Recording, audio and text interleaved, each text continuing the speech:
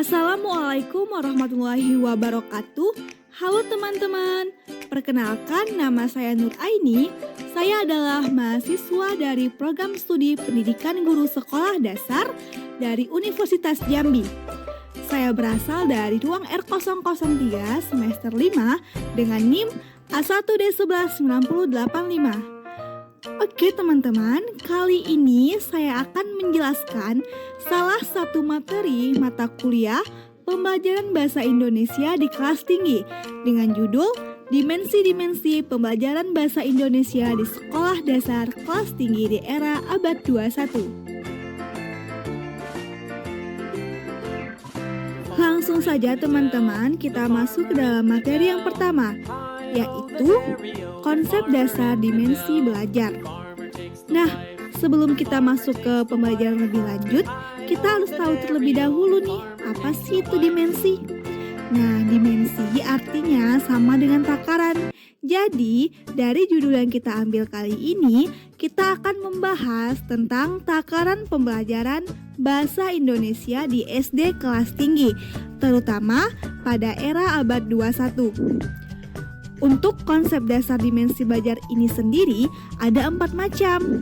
Yang pertama, ada belajar sebagai sebuah tujuan, ada belajar sebagai sebuah alat, ada belajar sebagai sebuah produk, dan yang terakhir, belajar sebagai sebuah proses. Selanjutnya, ada tujuan dari pembelajaran berbasis dimensi. Yang pertama, pembelajaran yang menyenangkan dan menginspirasi. Artinya di sini, kita sebagai guru atau tenaga pendidik harus mampu untuk menciptakan suasana belajar yang menyenangkan yang sesuai dengan abad 21 saat ini. Kemudian, murid cerdas. Nah, tentunya salah satu tujuan kita menjadi tenaga pendidik atau menjadi seorang guru yaitu kita dapat menciptakan generasi-generasi yang cerdas. Salah satu caranya yaitu kita harus mampu menciptakan pembelajaran yang sekreatif mungkin agar siswa kita dapat lebih mudah memahami terkait materi yang kita ajarkan. Kemudian yang terakhir, terbiasa dengan pendekatan saintifik. Nah, pendekatan saintifik adalah salah satu model pembelajaran yang dalam prosesnya memuat kaedah-kaedah keilmuan, mulai dari pengumpulan data dengan observasi, menanya, melakukan eksperimen, mengolah informasi atau data, hingga mengkomunikasikan. Materi berikutnya adalah dimensi belajar sebagai proses. Dimensi belajar sebagai proses ini terbagi lagi menjadi 5 bagian. Yang pertama, mengembangkan sikap dan persepsi positif. Persepsi positif belajar sangat mempengaruhi proses belajar. Sikap dapat mempengaruhi belajar secara positif sehingga belajar menjadi lebih mudah. Sebaliknya, sikap juga dapat membuat belajar menjadi sangat sulit. Kedua, memperluas dan menghasilkan pengetahuan. Pada dimensi ini, aspek-aspek belajar melibatkan pengujian apa yang diketahui agar mencapai tingkat yang lebih dalam dan analitis. Yang ketiga, mengembangkan sikap produktif. Cara membantu siswa mengembangkan dan memelihara kebiasaan berpikir produktif adalah dilakukan dengan menumbuhkan sikap kebiasaan berpikir produktif. Kebiasaan berpikir yang diantarkan dengan mengintegrasikan ke dalam tugas-tugas kelas. Yang keempat, belajar secara bermakna. Pada umumnya, kita belajar dengan baik jika pengetahuan yang kita pelajari itu diperlukan untuk mencapai suatu tujuan. Keberadaan tujuan umum akan dicapai dengan cara-cara umum, di mana kita menggunakan pengetahuan itu secara bermakna.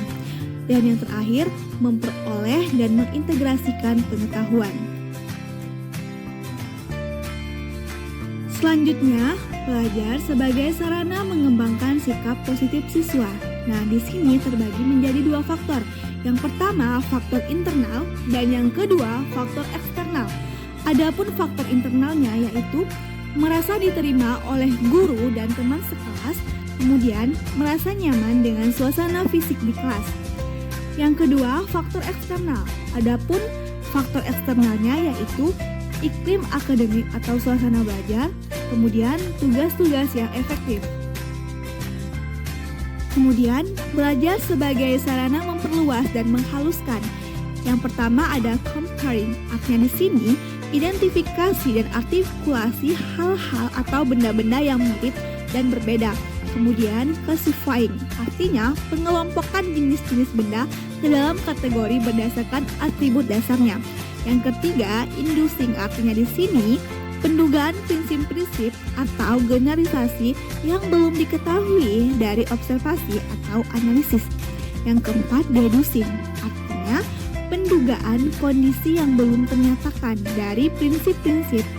Yang kelima, analyzing error, artinya di sini identifikasi dan artikulasi kesalahan di dalam pikiran sendiri maupun orang lain.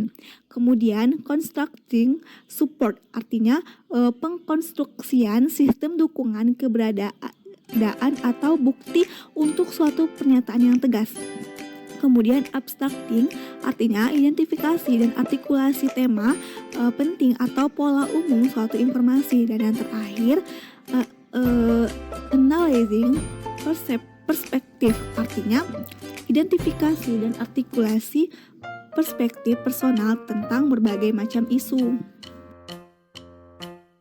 Materi selanjutnya mengembangkan sikap produktif sebagai perwujudan kompetensi abad 21. Yang pertama, critical thinking and learning, yang dicirikan oleh tindakan yang cermat, jelas, terbuka, bisa mengendalikan diri, dan sensitif terhadap tingkat pengetahuan. Kemudian, creative thinking, artinya yaitu ditandai oleh semangat tinggi, berusaha sebatas kemampuan, percaya diri, teguh, dan menciptakan hal-hal atau cara-cara yang baru. Kemudian, collaboration.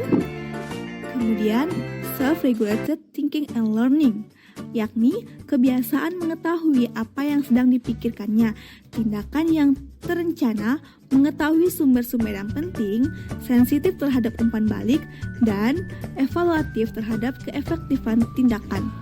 Selanjutnya, cultural sensitiveness, dan yang terakhir, communication.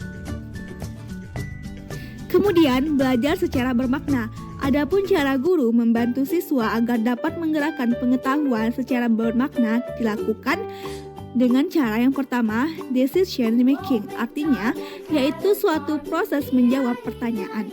Yang kedua, do investigation. Ada 3 tipe dasar investigation, yakni definition, meliputi pemerolehan jawaban atas pertanyaan.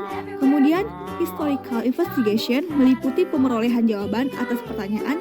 Dan projective investigation, yang meliputi pemerolehan jawaban atas pertanyaan. Yang ketiga, experimental inquiry, yaitu proses memperoleh jawaban atas pertanyaan. Kemudian problem solving, yaitu menjawab pertanyaan. Kemudian choose invention, artinya proses penciptaan suatu untuk memenuhi kebutuhan. Selanjutnya, belajar untuk memperoleh dan mengintegrasikan pengetahuan. Belajar sebagai proses interaksi yang tinggi antara pengetahuan yang sudah ada dan pengetahuan yang baru, yang new, dalam membangun makna secara personal. Informasi dan pengetahuan yang sudah ada diproses menjadi pengetahuan yang baru. Oke teman-teman, ini materi yang terakhir, yaitu 3 elemen penting pembelajaran modern. Yang pertama, TPACK, yaitu technological, pedagogical, content, knowledge. Kemudian yang kedua, kompetensi abad 21. Dan yang terakhir, HOTS, yaitu high order thinking skill. Baiklah teman-teman, itu saja yang dapat saya sampaikan. Lebih dan kurangnya saya mohon maaf. Wassalamualaikum warahmatullahi wabarakatuh. See you next video. Bye-bye.